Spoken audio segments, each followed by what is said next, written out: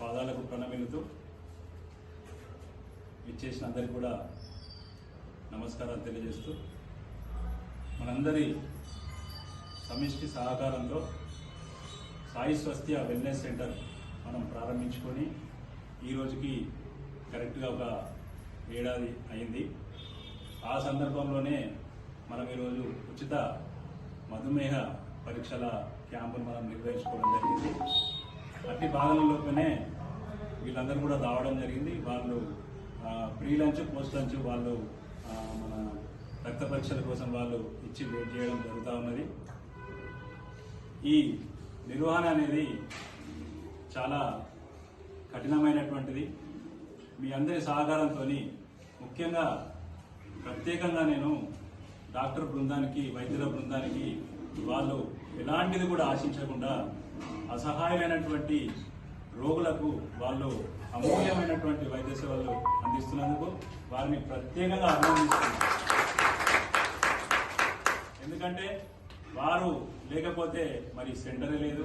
వారు మంచి భావనతోని, ఒక సద్భావనతోని, ఒక సత్సంకల్పంతోని మనం మన భగవంతుడు మనకి ఇచ్చిన జ్ఞానాన్ని పలువురికి పంచుదాం ఉచితంగా అనేటటువంటి ఒక మహోన్నతమైనటువంటి ఆశయంతో వైద్యుల బృందమంతా కూడా శ్రమిస్తూ అందరికీ వైద్యం చేస్తూ ఉంది. వారికి నేను శిరస్సు వంచి నమస్కారాలు తెలియజేస్తూ ఈ కార్యక్రమాలన్నీ కూడా ఇప్పుడు ఏడాదిలో మొత్తం మనం 2885 మందికి ఉచితంగా మనం వైద్య సేవలు అందజేయడం జరిగింది. ఇందులో దాదాపు 1000 మందికి, అంటే అవసరం ఉన్న వాళ్ళకి మనం ల్యాబ్ టెస్టులు, బ్లడ్ టెస్ట్ కానీ, యూరిన్ టెస్ట్ కానీ, ఇంక ఇతరత్ర టెస్టులు ఉంటాయి కాబట్టి దాదాపు 1000 మందికి మనం ఉచిత లాబొరేటరీ పరీక్షలు, తర్వాత 304 మంది ఏది మన మధుమేహ వ్యాధి అంటే డయాబెటిక్ పేషెంట్స్, తర్వాత 304 మంది డయాబెటిక్ పేషెంట్స్, 125 మంది బ్లడ్ ప్రెషర్ పేషెంట్స్. వీళ్ళకి ఏదైతుందో వాళ్ళు ఇక్కడ మనకు ఎన్రోల్ చేసుకోవడం జరిగింది. వాళ్ళకి ఏంటంటే ప్రతి నెల మనం మానిటర్ చేయడం జరుగుతుంది. అది గొప్ప విషయం. ఏదో ఇచ్చేసి బీపీ ఉంది కదా టాబ్లెట్ ఇవ్వడం కాదు. ప్రతి నెల కూడా అర్హులైనటువంటి డాక్టర్స్తో వాళ్ళకు మనం డాక్టర్ బృందంతో చెక్ చేయించి వాళ్ళకు ప్రతి నెల కూడా మానిటర్ చేస్తూ వాళ్ళకు మెడిసిన్స్ ఇవ్వడం జరుగుతుంది.